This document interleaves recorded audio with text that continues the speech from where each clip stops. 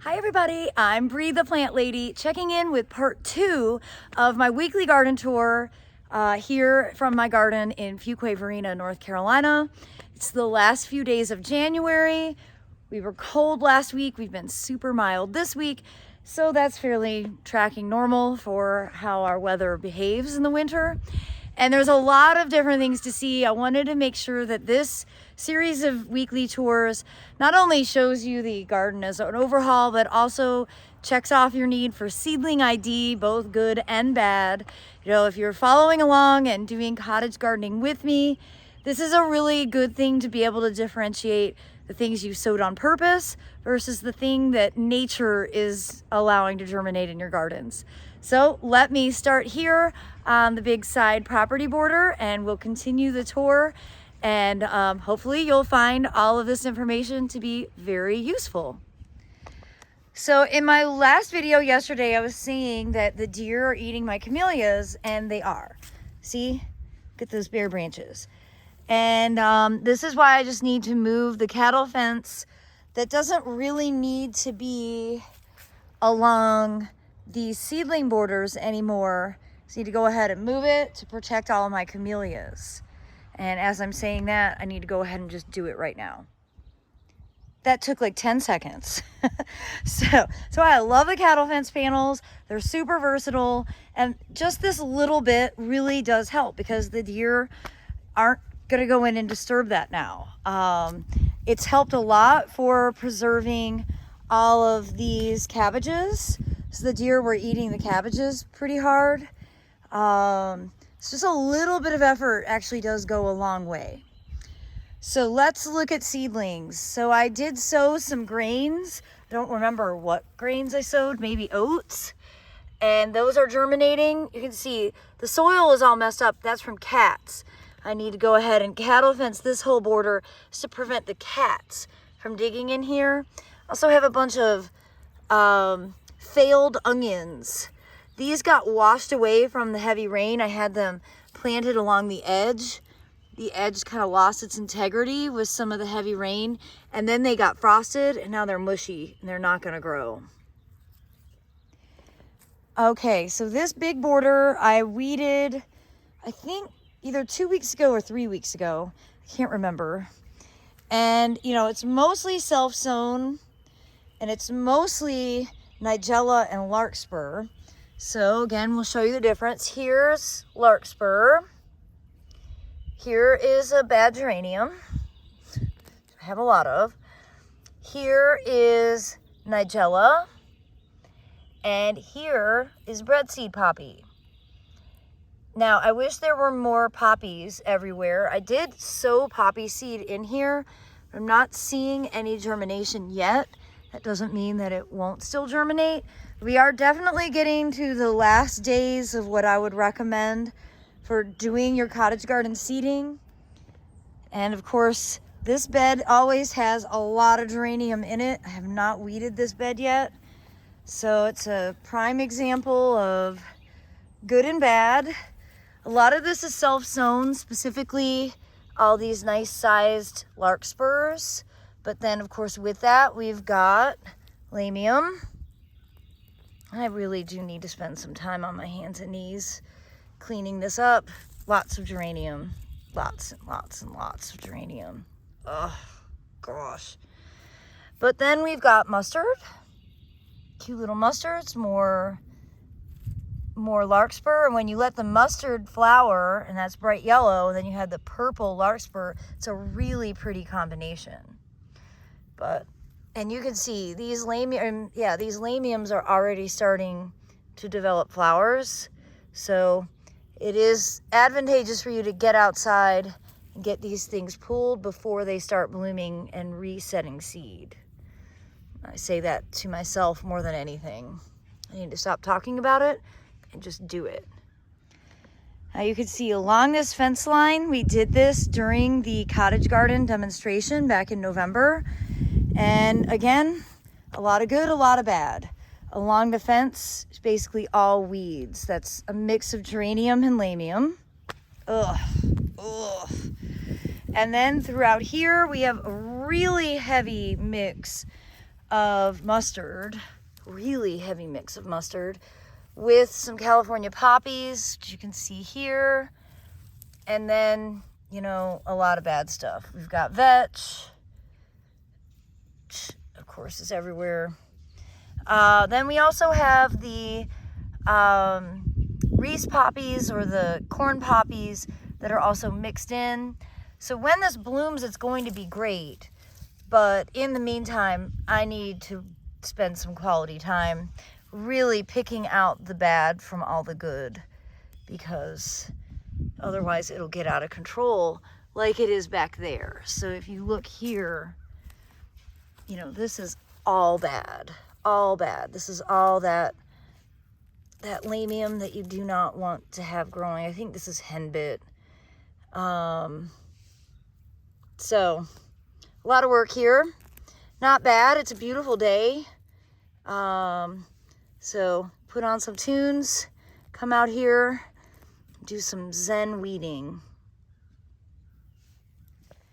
Well, it is camellia season. I wanted to show you Chamia Americana. This is a wonderful plant. Look at that gorgeous flower. Again, the deer are eating my camellias. See these branches with no leaves. So I need to bring in more cattle fence panels. I did the same over here on Nucio's Cameo. Need to bring in a bigger cattle fence. You see how they're eating all the new growth, all the top parts of the branches, and they're not allowing for anything to flower.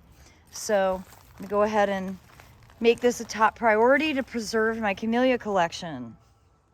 I can't help it. I did not know that I would get this excited over gravel, but oh my gosh, what a game changer. I got to walk through here and I didn't have to wear rubber boots. Now, let me show you Camellia LA, because everything here has put on a lot of flowers in the last few days.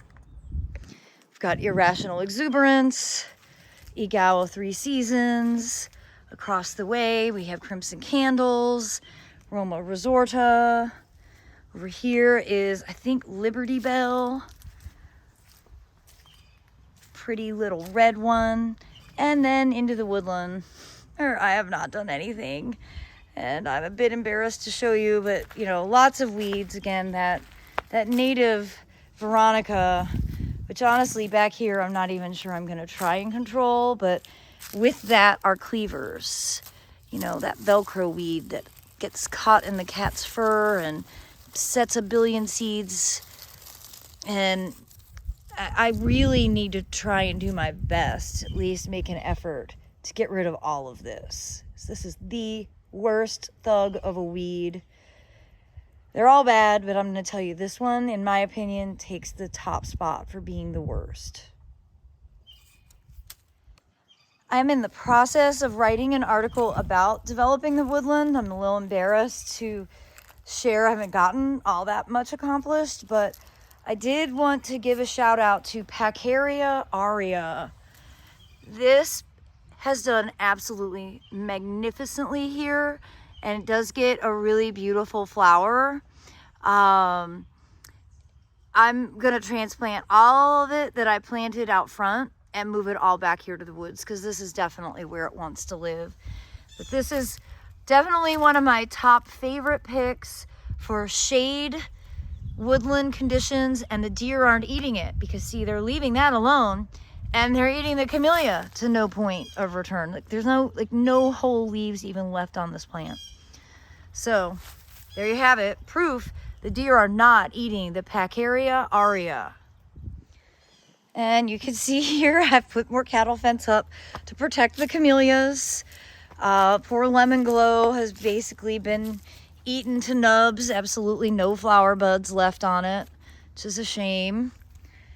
And the Edgeworthias are starting to really get a lot more color on them. Really nice. Oh, it smells so good. So probably in the next few days, these will kind of position themselves more upright so that you can really see the blooms. And this is the stage where I like to start harvesting them for floating arrangements.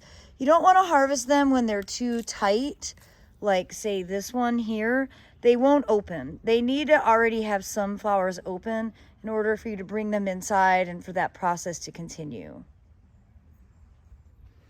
Nice to see some blue sky. I think we have rain coming tomorrow.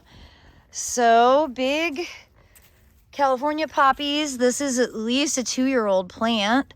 I think it really likes the additional drainage that it gets being bottle wall adjacent. Of course, this is Nigella, self-sown. Some white cloud muhly grass. Great Nigella outside of the bed, mixed with lamium, weedy lamium, which is already starting to flower. As you can see right there, some more weedy geranium, because what would life be without that? I need to come out and deal with this stuff ASAP. Look, there's the blooms. You do not want this, okay? I know it can seem like no big deal, but then next year you're gonna have so much more of it, and eventually it does become a big deal. You regret not dealing with it when it was actually manageable. So, try to find the base and then pluck it out, which I did not do very successfully on that attempt. I'm going to tell you guys that weeding one-handed isn't the best thing. There we go. Ugh. Now, you know how the poppies always want to grow where they're not supposed to be. These are the corn poppies. So they look quite different from Papaver somniferum when they're this size. See, they're frillier, they're much greener, and these are all self-sown from last year growing in the pathway. Of course they are. Where else would they be? So you've got that is the corn poppy. Here is a self-sown breadseed poppy, Papaver somniferum. And I have quite a few of those growing in sort of stupid areas. They like undisturbed soil, so you know, at the base of this pot, generally in walkways is where they like to grow. That's why I always have to sow them intentionally.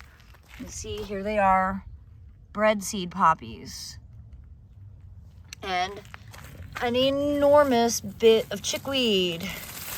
Oh my Lord, you'll just never keep up with it all, Bree, so do your best. Now, I wanted to show you the cauliflowers are doing great here.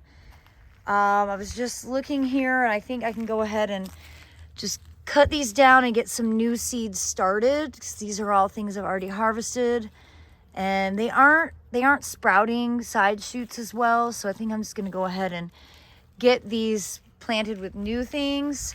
And then the big cabbage patch here, these are finally starting to get some heads formed on them. So it'll just be a matter of time before we're able to eat all of these delicious heads of cabbage. Now, this is what happens here if you don't cover your cauliflower. I didn't cover these, and you see they're all mush. That's what I was trying to avoid.